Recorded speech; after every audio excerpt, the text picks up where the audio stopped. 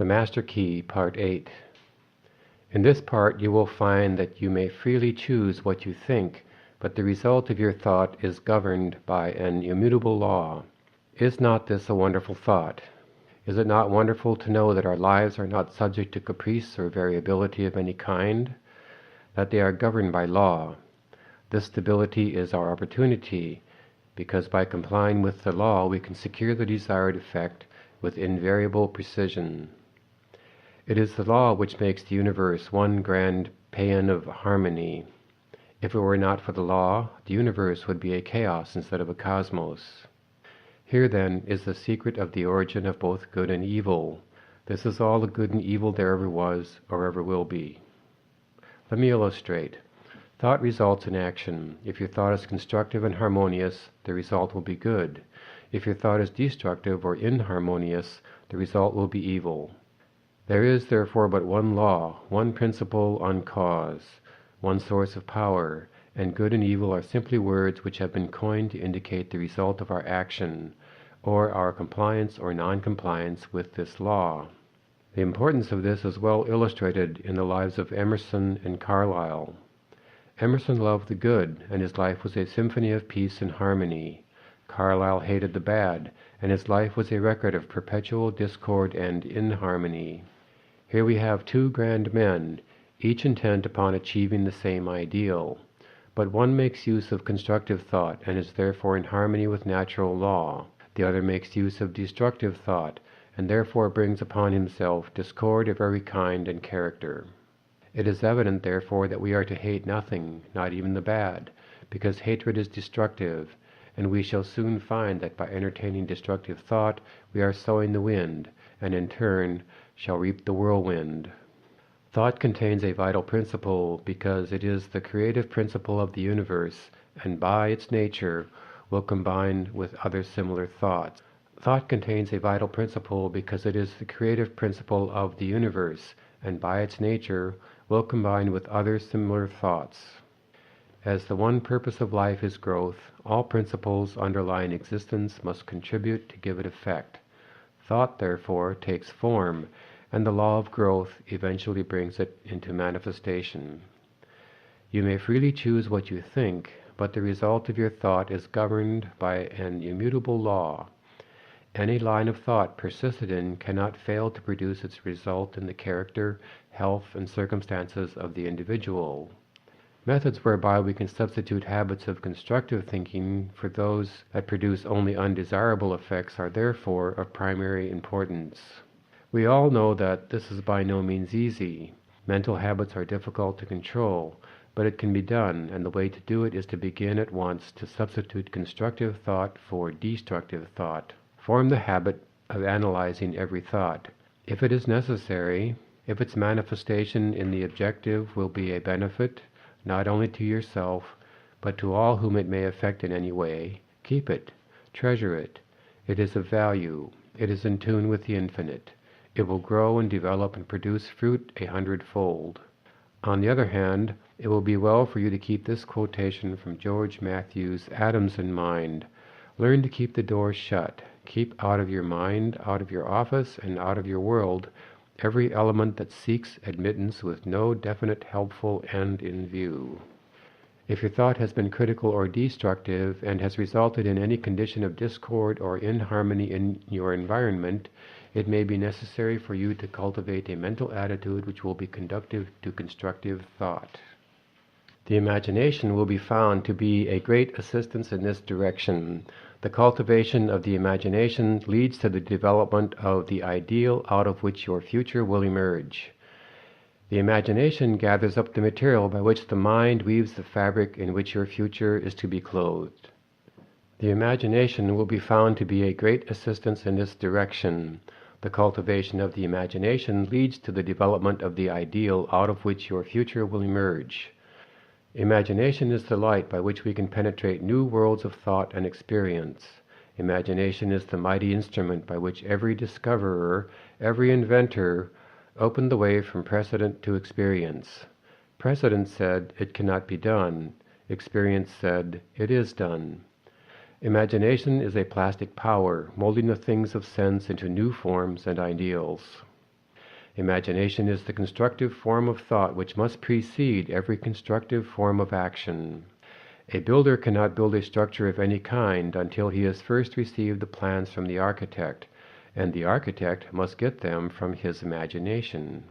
The captain of industry cannot build a giant corporation which may coordinate hundreds of smaller corporations and thousands of employees and utilize millions of dollars of capital until he has first created the entire work in his imagination.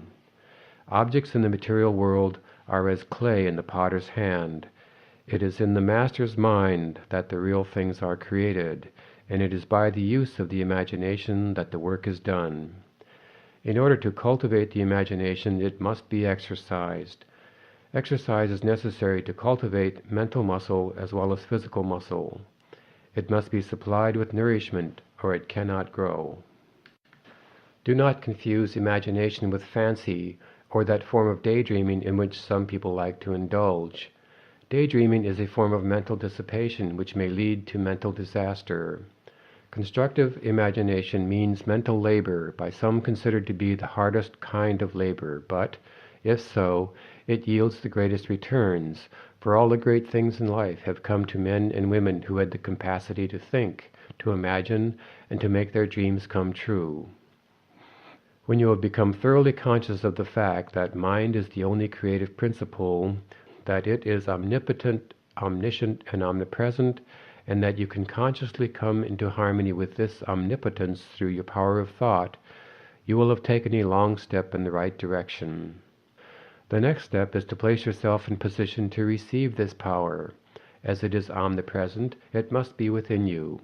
We know that this is so because we know that all power is from within, but it must be developed, unfolded, cultivated. In order to do this, we must be receptive, and this receptivity is acquired just as physical strength is gained by exercise. The law of attraction will certainly and unerringly bring to you the conditions, environment, and experiences in life corresponding with your habitual, characteristic, predominant mental attitude.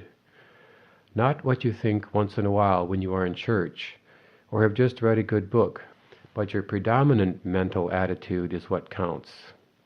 You cannot entertain weak, harmful, negative thoughts 10 hours a day and expect to bring about beautiful, strong, harmonious conditions by 10 minutes of strong, positive, creative thought.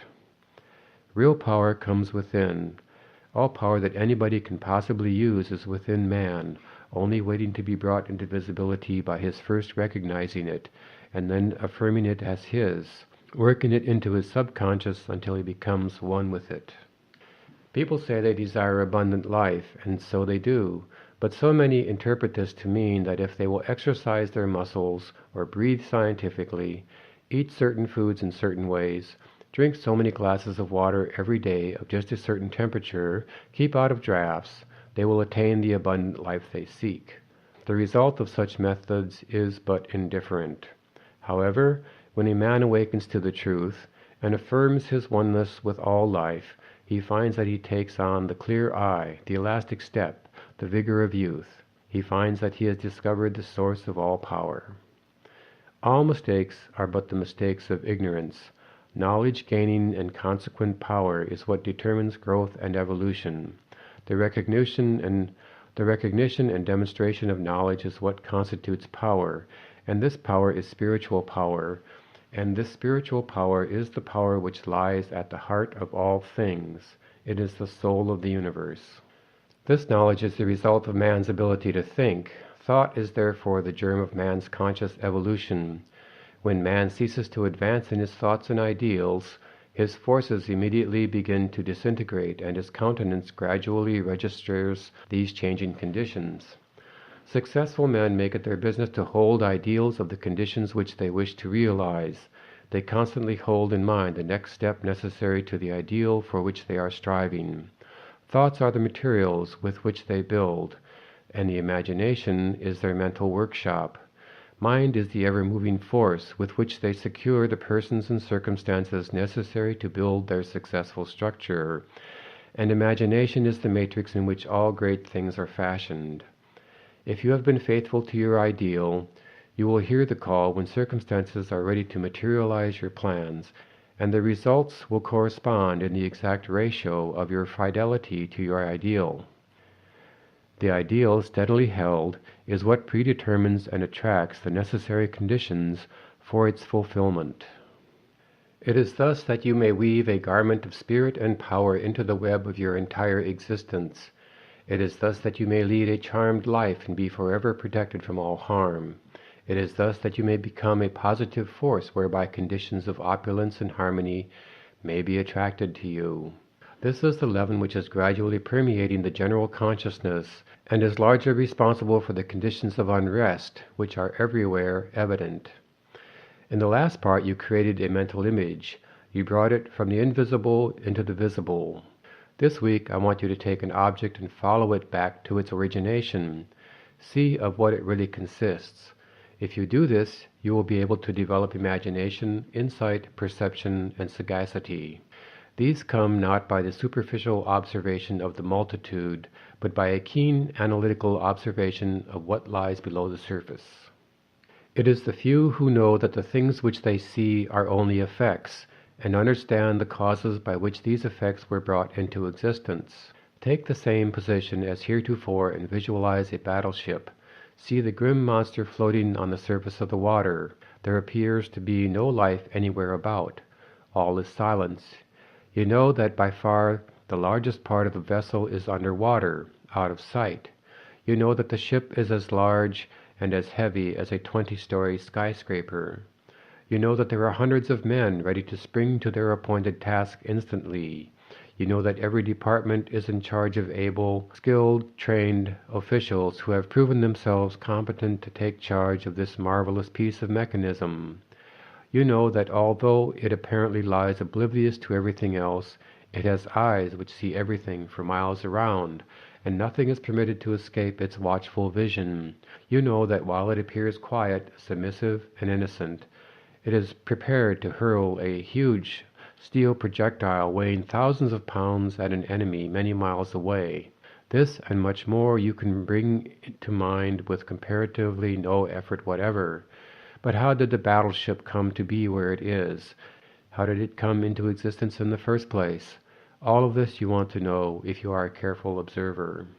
Follow the great steel plates through the foundries. See the thousands of men employed in their production. Go still further back and see the ore as it comes from the mine. See it loaded on barges or cars. See it melted and properly treated. Go back still further and see the architect and engineers who planned the vessel. Let the thought carry you back still further in order to determine why they planned the vessel. You will see that you are now so far back that the vessel is something intangible. It no longer exists. It is now only a thought existing in the brain of the architect. But from where did the order come to plan the vessel? Probably from the Secretary of Defense, but probably this vessel was planned long before the war was thought of, and that Congress had to pass a bill appropriating the money. Possibly there was opposition, and speeches for or against the bill. Whom do these congressmen represent? They represent you and me, so that our line of thought begins with the battleship and ends with ourselves. And we find in the last analysis that our own thought is responsible for this and many other things of which we seldom think, and a little further reflection will develop the most important fact of all, and that is, if someone had not discovered the law by which this tremendous mass of steel and iron could be made to float upon the water, instead of immediately going to the bottom, the battleship could not have come into existence at all. This is the law that the specific gravity of any substance is the weight of any volume of it, compared with an equal volume of water. The discovery of this law revolutionized every kind of ocean travel, commerce, and warfare, and made the existence of the battleship, aircraft carriers, and cruise ships possible. You will find exercises of this kind invaluable. When the thought has been trained to look below the surface, everything takes on a different appearance. The insignificant becomes significant, the uninteresting, interesting. The things which we suppose to be of no importance are seen to be the only really vital things in existence. Look to this day, for it is life, the very life of life. In its brief course lie all the verities and realities of your existence, the bliss of growth, the glory of action, the splendor of music, the splendor of beauty. For yesterday is but a dream, and tomorrow is only a vision. But today, well lived, makes every yesterday a dream of happiness, and every tomorrow a vision of hope. Look well, therefore, to this day. From the Sanskrit.